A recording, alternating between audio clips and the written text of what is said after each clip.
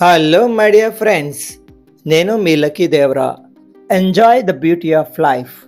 Friends, మనం ఈరోజు 8th unit నుండి సప్లిమెంటరీ రీడర్ నుంచి ఒక లెసన్ యొక్క తెలుగు సారాంశం తెలుసుకుందాం. The name of the lesson is Bholi. Bholi ఒక కదిలించే కథ. లింగ వివక్షను ఎత్తి చూపుతుంది. బాల్య వివాహాలు లాంటి కొన్ని సాంఘిక దురాచారాలను ఖండిస్తుంది.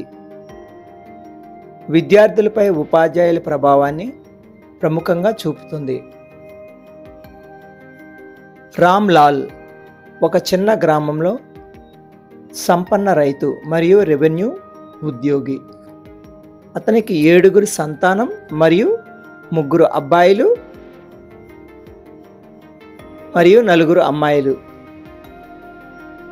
అందరిలోకి చిన్నది సులేఖ. కానీ అందరూ భోళీ అమాయకురాలు, తెలివి తక్కువది అని పిలుస్తారు. కారణం, అందరూ ఆమెను అమాయకురాలు అని నమ్ముతారు.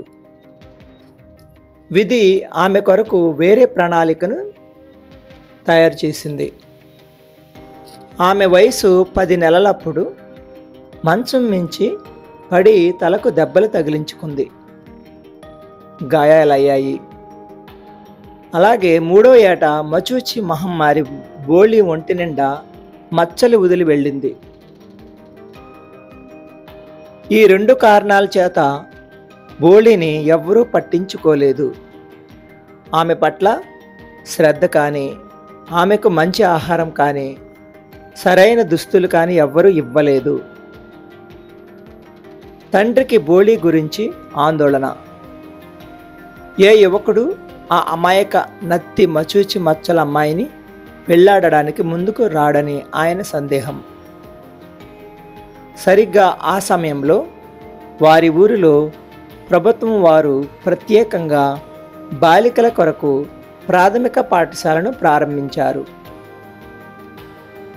ఆ ప్రారంభోత్సవం తహసీల్దారు వారి చేతుల మీదుగా జరిగింది. ఆయన రామ్లాల్ను తన కూతుళ్లను ఆ బడిలో చేర్చమని ఆదేశించాడు.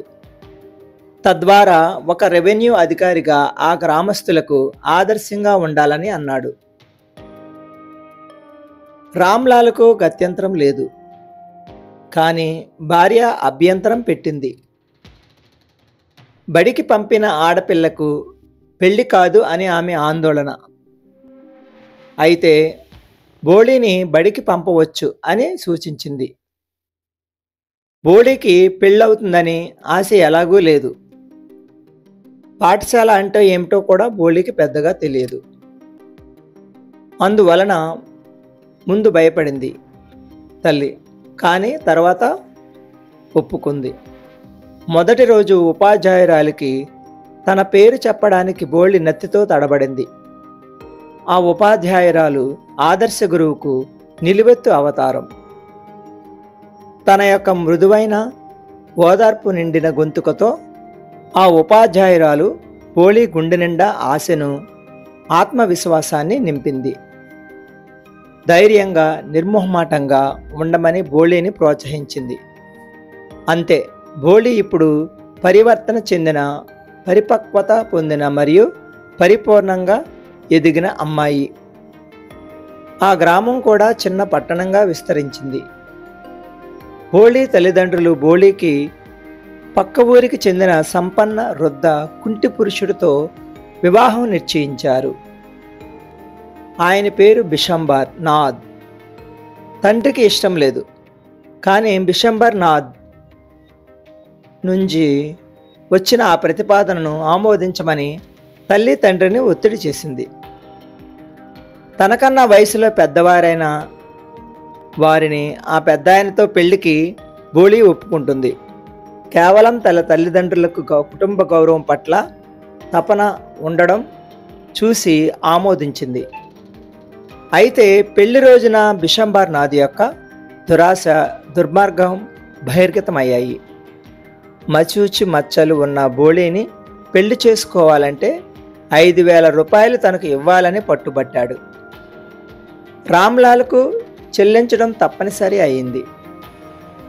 అయితే అందరికీ ఆశ్చర్యాన్ని, దిగ్భ్రాంతిని కలుగజేస్తూ భోళీ ధైర్యంగా, స్పష్టంగా అందరి ముందు ఇలా చెప్పింది. ఆ ముసలి కుంటి గుంటనక్కకు పెళ్లి చేసుకోను అని గట్టిగా చెప్పింది. ఆందోళనతో వణికిపోతున్న తండ్రితో స్పష్టంగా, ప్రశాంతంగా ఇలా చెప్పింది. ఆయనను, అమ్మను వారి వృద్ధాప్యంలో తను చక్కగా చూసుకుంటాను. మరియు ఆ గ్రామ బాలికలకు తనను అంత మంచి శిల్పంగా తీర్చిదిద్దిన ఆ ఊరి పాఠశాలలో విద్యాబుద్ధులు నేర్పుతాను అని చెప్పింది. అప్పటి వరకు ఆ నాటకీయ పరిణామాలను తిలకిస్తున్న భోళీ ఉపాధ్యాయురాలు ఆనందంగా ఆమోదించి సులేఖను అభినందించింది. చిరునవ్వులు చిందిస్తున్న ఆరు గురువు గారి కన్నుల్లో మెరుస్తున్న కాంతిపుంజం, అలాగే అది సంపూర్ణ సంతృప్తి యొక్క ప్రతిబింబం. ఫ్రెండ్స్, విన్నారు కదండి. That is the summary of the lesson Bholi. Please keep watching my videos and subscribe it. Have a beautiful day. Thanks for watching.